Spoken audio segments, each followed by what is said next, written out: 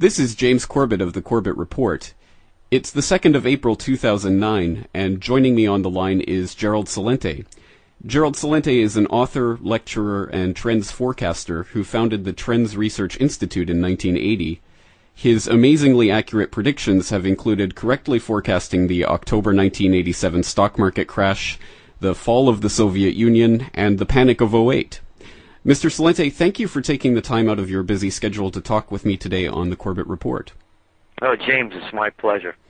Now, Mr. Celente, as it's your first time on the program, why don't we start by introducing the Trends Research Institute to those listeners out there who may not have heard of it before. What is it that you do, and how do you go about doing it? Well, what we do is we look at over 300 trend categories on a daily basis on a global level with the understanding that all things are connected. So rather than just looking at an issue, for example, as a technological issue, we understand that there are many implications and directions that trends travel in rather than in a straight technological line. So we look at changes in the family, social change, economic change. You go back to the late 1960s when they predicted that because of technological advancements, we'd be working half the amount of time we are now and have more leisure time than we know what to do with.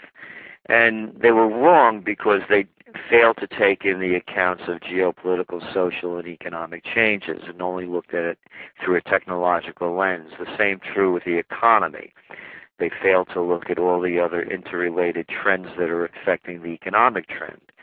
So what we also do is we say that current events form future trends. And the great scholar von Schiller said, "In today already walks tomorrow." You can see the face of the future by the events of today. You can't predict it, but you can definitely see how the implications of current events form future trends.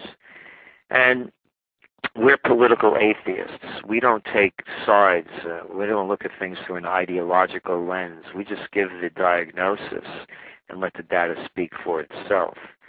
And that's really the background on what we do and how we do it.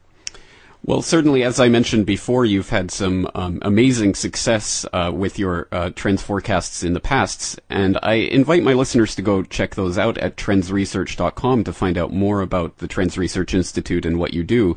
But recently you've been making headlines with your latest predictions of the collapse of '09 and the Greatest Depression. So tell us exactly what it is you see transpiring over the next 3 years.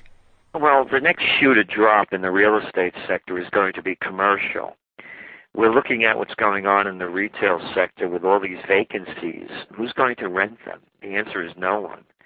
Retail sales continue to soften. We start seeing more and more store closings.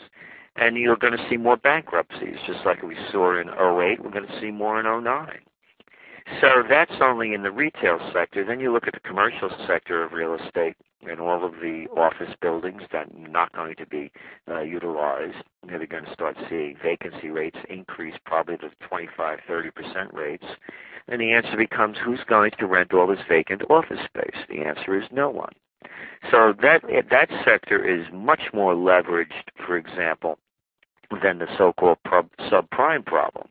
We're talking about companies that put maybe $60 million down and leverage $6 billion. And that's where the big crash is going to come. Following that, we're going to go into what we're calling the Greatest Depression. And we're saying it's worse than the Great Depression because back then in the 30s, people didn't own homes. Most people didn't own homes. There was no such thing as credit cards. The American consumer was in $14 trillion in debt. We had trade surpluses. Now we're $700 billion in the hole each year. We had balanced budgets. Now, of course, with all these bailouts and stimulus programs, we're probably up to about $13 trillion a year in deficit. And back then, most importantly, we were a manufacturing country. We manufactured our way out of the Great Depression at the onset of World War II. We no longer have that capacity. Plus, we're an underdeveloping nation. Back then, this one is an ascending society. Now it's a descending one in many, many different categories. We no longer win, place, or show when it comes to health, education, quality of life, according to OECD data. And you look what's going on in major cities and high schools. You're lucky to graduate 50% of these kids. So we're a descending society at a time when the economy is failing. And so and again, nobody could predict the future, and there are always wild cards that are thrown on the deck that you can't anticipate. So now with all of this stimulus thrown onto the deck, the slowdown, the depression is going to be stalled a bit. There's no question about it. I mean, you throw trillions into the economy, it's going to, like taking a drug to cure a chronic degenerative disease. It doesn't cure it, but what it does is that it alleviates the symptoms. So we're going to see some kind of financial symptom relief, but the depression is well set in, it's chronic, and it's going to be a killer. Well, certainly the forecast that you're making there and the trends that you're pointing out in terms of the descending American society is one that's based on thousands of data points and much hard research. But when the hottest selling retail items in the U.S. are guns and ammunition, and the hottest trend is starting a recession garden in your backyard, it's pretty easy to read the writing on the wall at that point. So to what extent do you take this as an organic confirmation of the growing sentiment of unrest that you've predicted? And to what extent do you think this is even a hopeful sign that people are intuitively sensing the coming crisis and attempting to prepare themselves by taking their family's safety and well-being into their own hands? Well, I'm a close combat practitioner. I train with John Perkins at TACproof.com and have been a close combat martial artist for over a quarter of a century. So we plan for the worst. When you plan for the worst, for survival, in the case of a worst-case scenario, you have room to push back from that.